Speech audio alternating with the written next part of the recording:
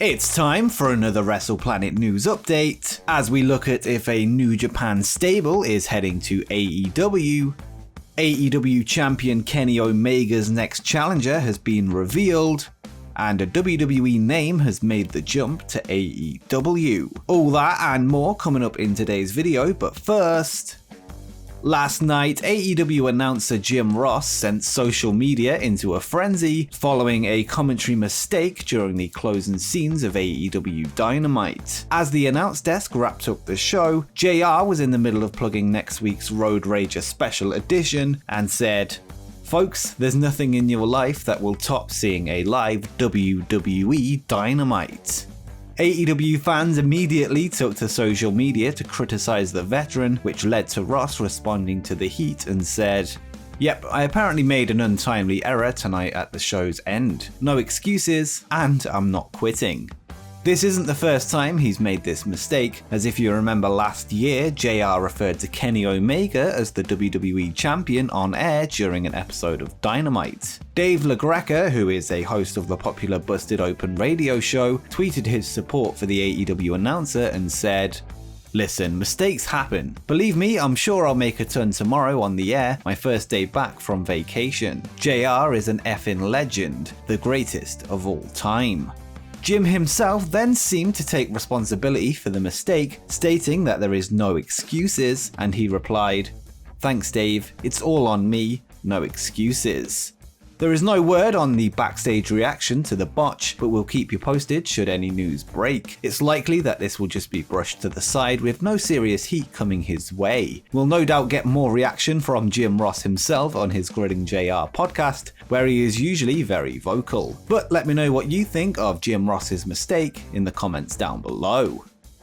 Next up, as we mentioned, next week's AEW Dynamite will be the Road Rager special, which marks AEW's return to the road and will air live from the James L. Knight Center in Miami, Florida. This is the first AEW show to be held outside of Daly's Place in Jacksonville, at least with fans in attendance since before the pandemic began. Several matches and segments have now been announced, including the in-ring debut of AEW's newest star, Andrade. On last night's Dynamite, Andrade was set to reveal his much-teased surprise before being cut off by Matt Sydal. Sydal will now meet the Idol one-on-one next week at Road Rager. We could also be set to find out what his surprise is, as before this week's show, Andrade tweeted, "It's almost time. Ready for my surprise because we are tranquilos. Vicky Guerrero, see you tonight."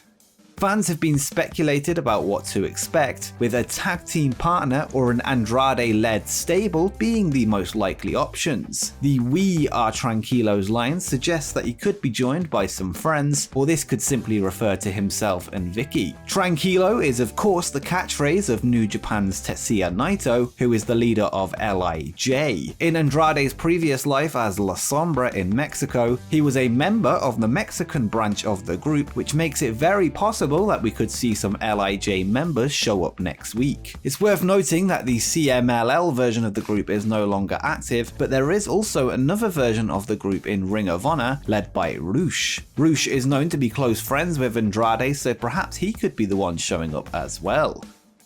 Impact Wrestling have announced that fans will be in attendance for their next 2 TV tapings, which will take place after the next pay-per-view. The Slammiversary event is scheduled for July 17th, and Impact have teased several debuts for the show, mostly revolving around the recent WWE releases. The TV tapings are set to be held on July 18th and July 19th from Skyway Studios in Nashville, Tennessee, with fans in attendance to see the aftermath of Impact's biggest show of the year. Fans will also get to see a Before the Impact show, as well as an upcoming Impact Plus special event that is yet to be named. Fans will also be in attendance the night before at the pay-per-view itself, so it seems that Impact are going back to normal. And let's not have any jokes about Impact's attendances.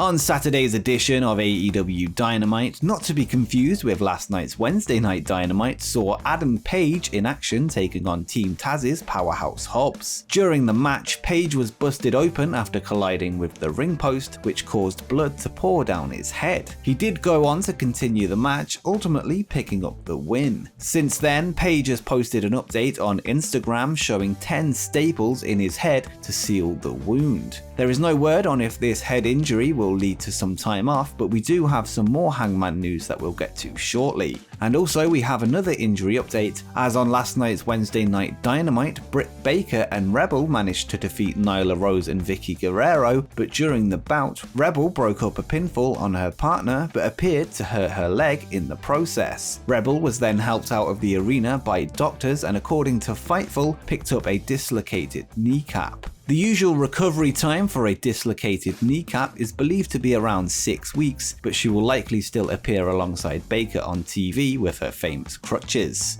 And quickly, just before we continue, make sure you scroll down and drop a like and subscribe with notifications turned on so you don't miss any upcoming wrestling content as we head towards 20,000 subscribers. But now that you've done that, let's get on with the rest of the video.